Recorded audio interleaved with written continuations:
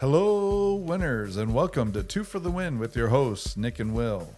So, we've talked a lot about leadership, but what about taking care and leading yourself first, maybe before you're even thinking about exploring leadership? Well, if you've had those thoughts or you're curious about it, you're going to love today's episode. But before we jump into it, please be sure to subscribe, share, and follow Two for the Win on your favorite platform. We're on all of them, including YouTube.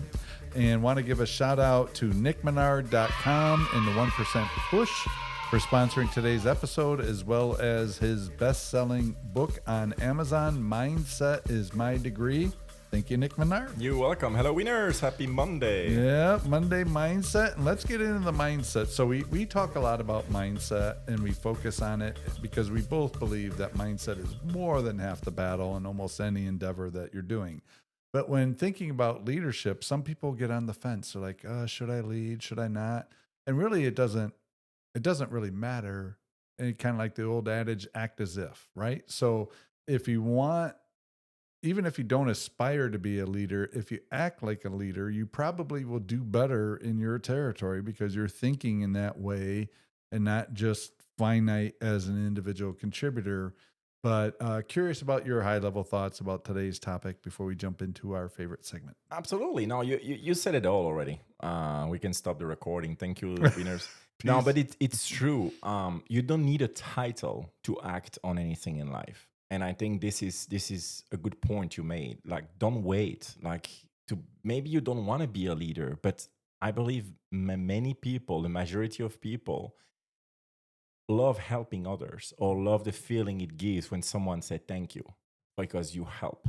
Okay. Hmm. So when you are part of a business or an organization, a region, um, do what's right when you know what you're doing yourself. Help others do the same. And you will see everybody will get better from it. And you are a little piece of the reason why. And that's, oh, I wanted to become a leader. I didn't get up one day and like, I'm going to be a leader. I just realized that that's what I love to do. And that's why I wanted to get better at. And that's why I start learning more to become one. And then when I became one, to continue to learn, to continue to improve on that. And that's what we're going to talk about a little bit about the steps we can do, and we can go from there. Second point, when you mentioned not everybody wants to be a leader, it's okay. It's also true that some people want to become a leader until they know what it takes, and Yeah. then they just decide, you know what, it's not for me, and it's okay. Hmm. So you never know. I heard more than once people saying like, I don't want to go into leadership, and then they realize it's actually something they love Hmm. after become a natural leader, and then they become. And I saw the opposite as well. Some people, they want management, they want leadership until they see what it entails, and then they prefer to stay individual contributor, and it's okay, Hmm. because we need all of it, for any business. So, Hmm. so yeah, I love this topic for this today episode. Yeah, me too. Me too. Looking forward to dive into it. And let's kick it off. So, one of our favorite segments, quotes Quotes and and quips. quips. So, I think we should start a tally sheet of which quotes we're using because this is a name that we've used before, Lao Tzu, Hmm. and the quote is, "Mastering others is strength, mastering yourself is true power." Thoughts on that? I love that. Before trying to be the man or the woman, who make a change somewhere, make sure that you are getting the best version of yourself. And when you get the best version of yourself, you're confident enough, you're consistent in what you're doing, great, that you are great at. That's when you can start actually impacting others. And you will never be 100% a master in something. And you get a mastership, but it takes time. But you need to be confident first and be consistent first, Hmm. because everybody can get anywhere one time, but to get there consistently, it takes a lot of learning, a lot of effort, and a lot of repeating and repeating. Then you can start helping others. The problem we see a lot of times is people achieve something once that they said, okay, I made it, now I can teach others. Well, that's probably not the case. So Hmm. try to continue to always teach yourself, learning, and then you will be better at your craft, and it's going to be a lot easier to pass the message. Yeah, 100%. Totally agree. And I think The couple of things that the quote made me think of is we talked in the past about stoicism, and that's probably one of the more extreme ways about self mastery because stoics are like, don't get caught up in the motion, don't have anxiety by worrying about the future, especially when most of those things don't come to pass. Stay in the moment and not be robotic per se, but just don't get swept up in certain emotions if it's not going to be a constructive use. Mhm. On a not really a flip side, but in a related way, you could look at Buddhist teachings, right? Well, or maybe it's a little bit different, right? Because they're more just about staying in the moment and let things flow and not hold on.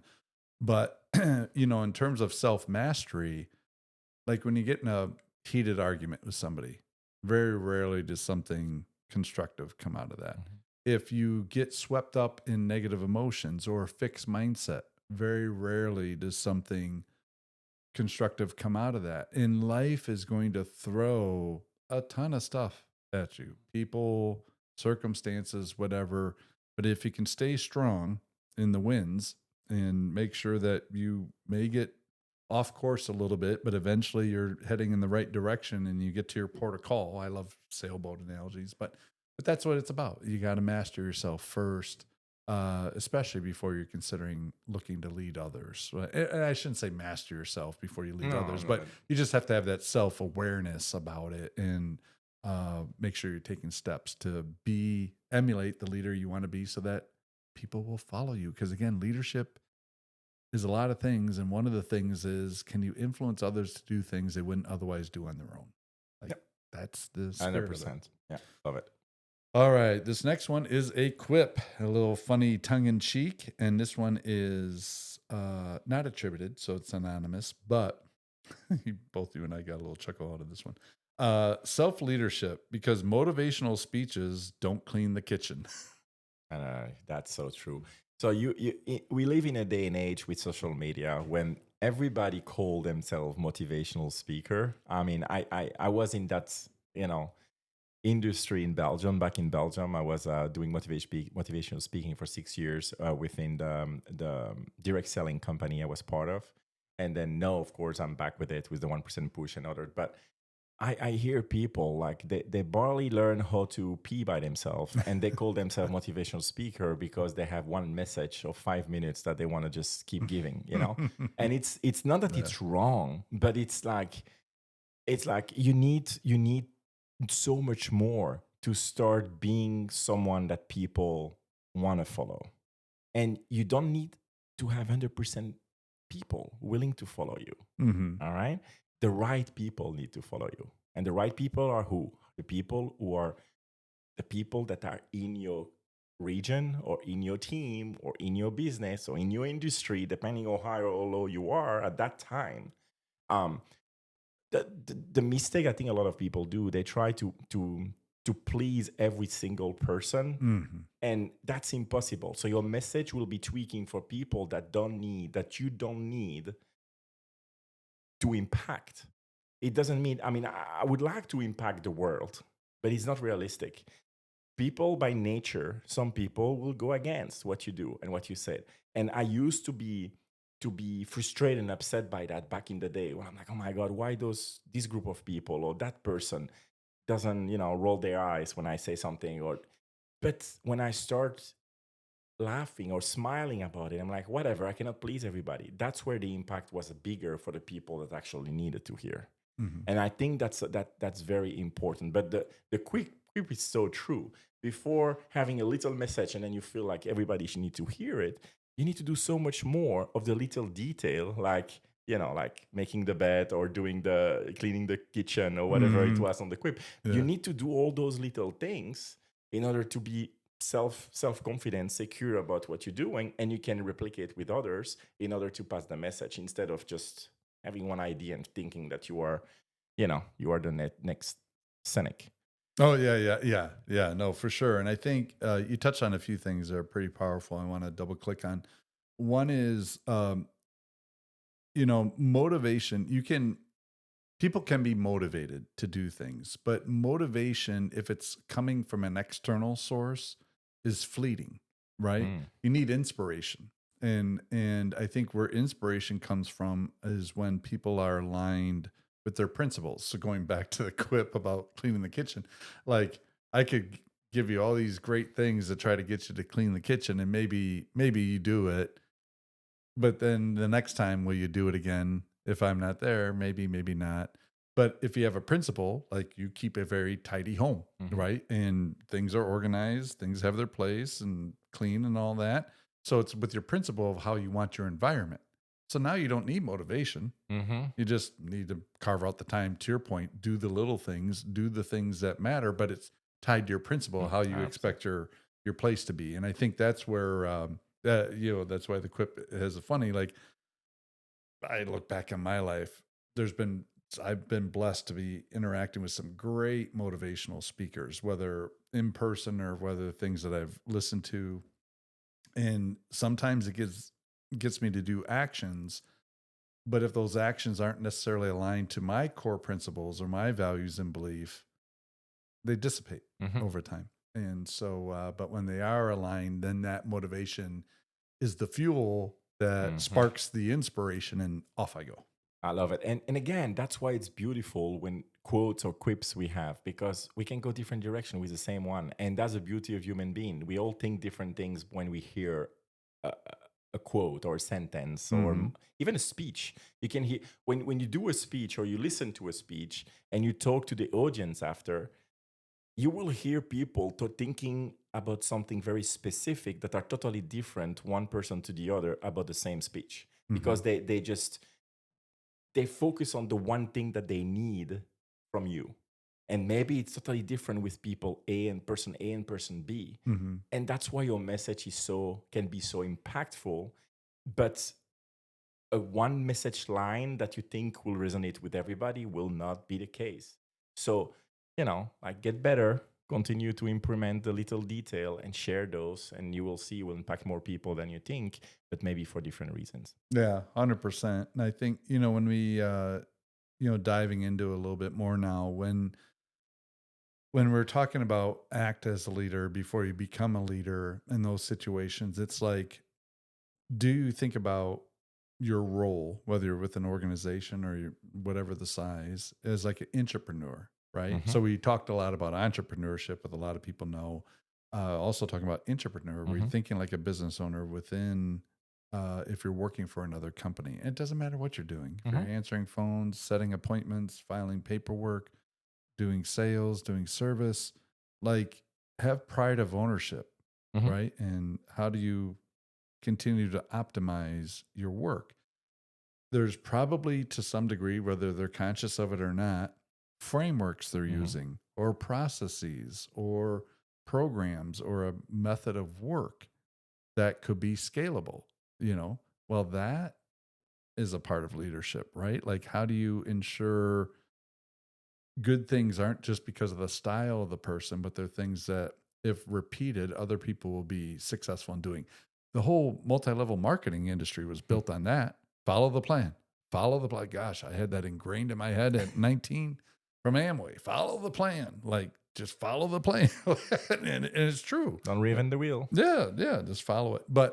Um, but anyway, I just think that the other thing is centering on your principles. So we talked about this in different episodes about branding and Hmm. different things.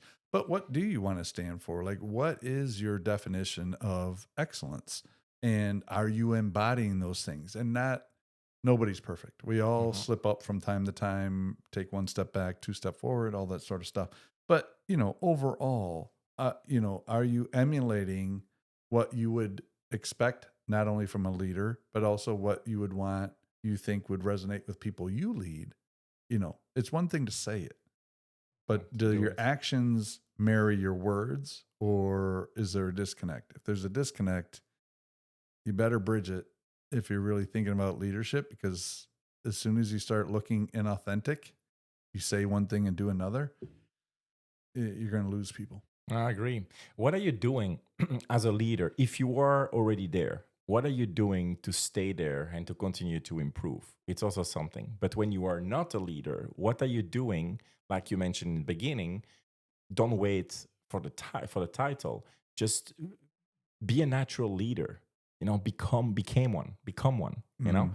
and I had a lot of and instances in my career in different companies or businesses where is not the person that I thought first will be the one that will be leading in the future the XYZ region that actually got there, but someone else. So you never know who is going to popping up or popping out of your team or your region or your business. And that's the beauty of it. You will see who are actually working in the back scene, Mhm. to make it work and to make it happen. And then you work as a leader with people who have really that that grind and that willingness to get better. It doesn't mean that you don't work with the others, but you know which one will be the fastest, and you just make sure to improve the skills that they're great at to master it, like you always mention and preach, which I love. And then you go from there. But it's very important that you continuously do something to improve your current position. In Mhm. your case, I mean, you will speak for yourself, but I know you do something I cannot do or I never do. I could do, but I don't do. Get up like at 4 or 5 a.m. Mhm. So you get up super early, and then you start getting your physical, mental mental ready by you Mhm. going working out. Then you do like your reading, Mhm. and then you're doing whatever emails and stuff, and then you start doing a training about XYZ. So before everybody start their day, you're already 2 3 hours in, like completely ready physically, mentally. All Mhm. right, it's great. Then for me, you have like what I started doing recently, a couple of months ago, is I download an application, and it literally read me motivational lines from a million books Oh, out, cool. and then they just resume each book with 15 minutes. So each book. So today, for example, I did Rich Dad Poor Dad, which I already Oh, read, but a yeah. long time ago when I was back in Belgium. And it's a 15-minute summary of Rich Dad Poor Dad. And I was listening to it, and I'm like, remember very detail, who are very important. So, and then they go to how to influence people. So I'm like, oh my God. So, but it Uh, is literally nonstop new book coming in, and I need to do one book a day to stay my streak. But it's makes me think about things that I may have lost or forgot or never heard before because I didn't read or listen to all books. So it's really fun to do. I have to say this here, this podcast mhm. is great because when we talk on Monday, it make us think more and Mm. make us, and I love doing that, and it's a fun way, like, but it's also like make me think because I learn from you, but I also remember stuff from the past and I share stuff myself. I'm like, oh my God, I forgot about that. I should use that in this instance with this person or this group. Mhm. So always try to do something to to continue to stay on top. Like we Mhm. said, if we stay still, we're actually degrading. So I will give you the ball because I know you're great with self motivation about a lot of things. You constantly keep yourself, like learning process for everything. So I will let you share, but I want to share that. No, I love that. Feed your mind. There's uh, it's such an important part. So, whether check what your feeds are. Now, obviously, there's some funny feeds that I follow and stuff like that, but there's a number of things I do. I follow a feed on stoicism. I follow a feed on leadership or various people who are involved in leadership. Simon Sinek, Mm-hmm. Brene Brown, Mel Robbins, Tony Robbins, not related. But I mean, Maxwell, yeah. so even if I'm randomly just scrolling on social media, I'm getting some mind food things thrown in there. And then something else. So totally agree. Like, what are you feeding your mind? Who are you listening to? Who are you emulating? And that goes to another point that you and I know both agree in, and we touched on in a very early podcast episode. Who are the people you're surrounding yourself with? If you want to be a leader, I wouldn't necessarily be somebody that's hanging around people who are making sketchy decisions about their life or have a very fixed mindset and everything is impossible or nothing's possible or the ultimate cynics and stuff like that. Like you have to surround yourself with people who are going to emulate what you want to be because you end up being a mirror Mhm. of those people more often than not. I agree. I agree. And you can have all the talent in the world if you surround yourself with people who are wrong to you or not elevate you. eventually you will get to their level. Mm-hmm. And nobody wants that. I have a lot of analogy on this, but the one that popped up in mind because of sports, Jamaran. Jamarant from the Memphis Oh Grizzlies yeah. is probably one of the most skilled basketball player we have currently. This kid is talented, but he's surrounded by clowns, Mm-hmm. like literally stupid people who he's hang with. And guess what? He refused to adapt and to listen to, you know, people who are actually veteran in the league who tell him, listen, you're going the wrong direction. You're not listening to the right people. He doesn't care because he wants to reflect the image that he has outside basketball, which is, being like the gang of Memphis.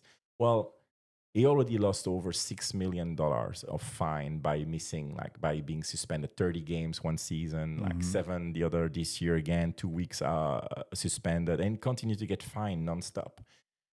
It's gonna eventually be over for him. I don't Mm-hmm. know when. I hope it's not the case, but I doubt because he got enough warning now, and he keep coming with new stupidity, Mm-hmm. and that's an extreme case for a sport for an athlete. But it's the same if you are around people that are pulling you down, or people who are always negative about what you do or don't believe in what you do and try to force you to do other things. I said, not force you, but tell you, oh, come on, give up on this, let's do this. So, like Friday night, oh, I have some stuff to do. Well, you know, I'm not saying you cannot have your time to have fun because it's part of it, but it's very important that you understand your priorities and that you have expectation for yourself as a leader. You set expectation for your teammates, set expectation for you. Like we mentioned Mm-hmm. back in January when we had the resolution of the year, we have a list of things that we want to achieve this year. Mm-hmm. And we just, drill through in like monthly or quarterly and that we want to achieve. And we stick with those lists. All right.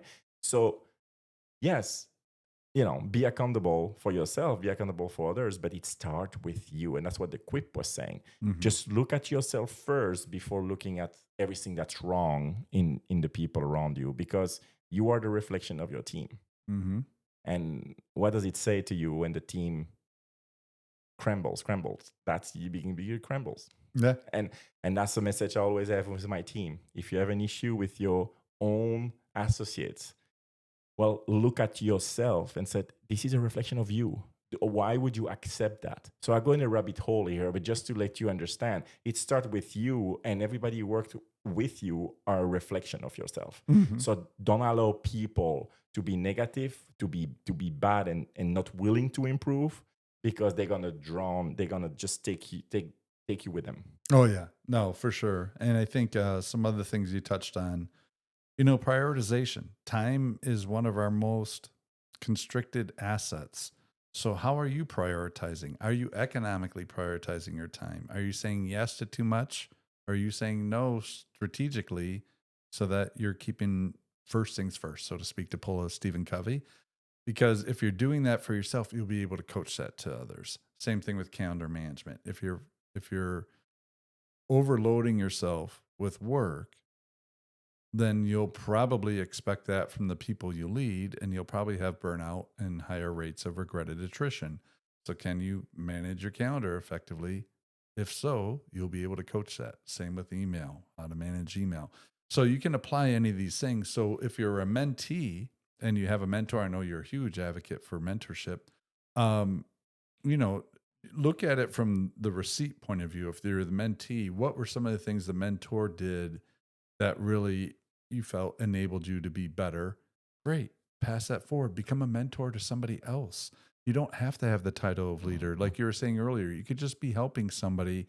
But it's one thing to help somebody like, hey, how do I get directions to go to Terry Black's in Dallas? It's another thing to mentor somebody in not just telling them what to do, but kind of like the old adage, teaching them to So fish, right? Like asking questions, get them to critically think to hopefully solve the problem on their own, because that'll aid them in the future. And if they can't, then you're always there to tell them. But if you like having that kind of inquisitive nature and coaching aspect, start mentoring others or helping people, whether it's formal or informal, and then that'll help better position you as leadership. One last thing I'll just share real quickly in a personal experience. So this is like a different rung of leadership. I had already been in a managing client-facing direct associates. But when I wanted to become a leader of leaders in the organization, I knew there was a nuanced difference between leading frontline associates to leading other leaders. I also wanted to, I'd only led in America. I wanted to lead a multi geographic team. So I got a book about some of the common generalist cultural things of different things. And I studied it, and I didn't take it as gospel because I know people are people and individuals. But it did give me at least an understanding Mhm. of something and an empathetic view of doing it so that when an opportunity came up for me to lead other leaders and lead a multi-geographic global team, I already had done some prep work. I was ready. So invest in yourself, get yourself ready. You don't know necessarily when the opportunity is going to come, and you don't want to wait until the opportunity is right there to now start trying to cram and get ready for an interview. Water over rock, investing in yourself early and often, and then it's just a matter of when, not if, you get that leadership position. Love it. I think it's a great message to end our episode today, which was very interesting. I love it. Yeah, nice little different change of pace. And who knew we had a clip with a kitchen in it? But so we did. All right, winners. Well, hope you gleaned some useful nuggets from this week's Monday Mindset. Please be sure to subscribe, share, and follow 2 for the Win on your favorite platform. We're on all of them, including YouTube. Thanks again to nickmenard.com and the 1% Push, as well as his book, Mindset is My Degree. You can find on Amazon or Audible. And thank you for that. And that should wrap up today's Monday Mindset. Take care, winners. Bye, winners.